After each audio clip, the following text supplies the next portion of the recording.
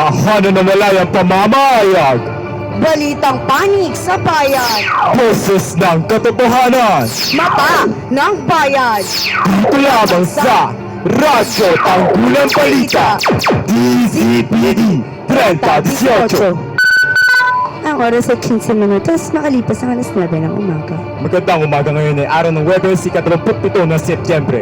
Ito ang iyong tagapagbantay, Kevin Arevalo. At ang inyong kagapay, Angelica Napoles, at kayo'y nakikinig sa Radyo Tanggulang Balita DZPD 3018. Para sa ulo at tampok na balita, bystander nasa pool ng ligaw na bala.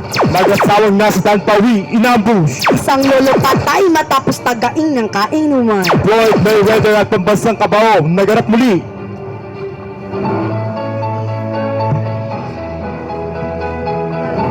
Tingnan mo ang kalikasang aking minahal. Tuluyan ang napabayaan ng mga taong aking pinagbigyan. Masama po ba ang pagmimina? Hindi masama. Dahil sa pagmimina, nakakukuha kayo ng mga natural na mineral.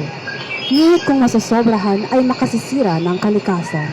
Paglaki ko, pipigilan ko ang mga minero sa pagmimina. Huwag mo silang pigilan. Tulungan mo silang nulatin ang kanilang mga mata na ang totoong kayamanan ay ang ating kalikasan. Isang mahalagang paalala mula sa kagawaran ng kalikasan at panghipilang ito. Ingatan ng kalikasan para sa magandang kinabukasan. Para sa detalye ng mga balita, bystander nasa pool ng ligaw na bala. Sa karagdagang detalye, narito si Cody Ayantos. Sugatan ng isang bystander matapos tamaan ng ligaw na bala matapos ang isinasagawang drug bypass operation sa Bacoor City. Kinalala ang bystander na si Roberto Paradesena matapos magpapatok ang suspect na si Plisardo alias Benito na isa sa mga big time drug pusher ng Bacoor City. Isa din siya sa mga suspect na tinuturong pumatay kay Ana de la Cruz sa Cavite. Nanawagan naman ang Bacoor Cavite BRB na sumuko na ang mga gumagamit ng pinagbabawal na gamot. Cody Ayantos, Radyo Tanggulang Balita. Mag-asawang nasa Tanpawi, inambush. Sa karagdagang detalye narito si Linuel Cullion. Dakong alauna ng hapon, isang mag-asawa na sakay ng motorsiklo ang binaril matapos parahin ng hindi nakilalang gunman na agad ding nakatakas. Ang mag-asawang si Juan Habonita, 49, at Mrs. na si Ella, 43, ay nasa kanilang daan pauwi mula sa barangay Divisoria, Masbate City nang mangyari ang krimen. Mula sa Kawayan District Hospital ay inilipat ang mag-asawa sa Masbate Provincial Hospital sa Masbate City dahil sa maselang lagay ni Ella na tinamaan sa ulo habang si Juan naman ay tinamaan sa balikat. Linuel Cullion para sa Radyo Tanggulang Balita.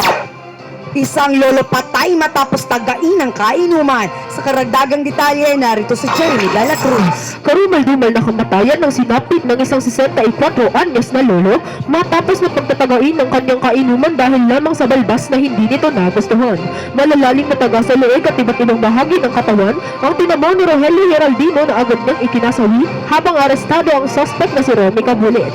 Tinangkap na di umano ng suspect na tumakas pero naaresto na ito ng mga responding police. Jeremy de la Cruz para sa Radyo Tanggulang Balita.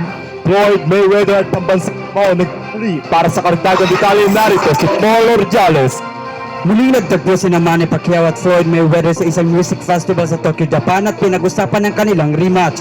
Wala pang opisyal na desisyon ng kampo ni Manny at Mayweather kung saan at kailan gaganapin ang kanilang muling paghaharap.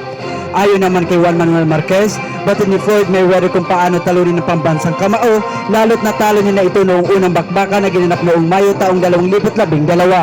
Paul Orjales para sa Radyo Tanggulang Balita. Maraming salamat at yun ang mga balitang aming tinutukan sa loob ng 24 oras. Hatid sa inyo ang mga balitang tapat. At balitang sapat, Ito ang Radyo Tanggulang Balita DZPD 3018. Maraming salamat.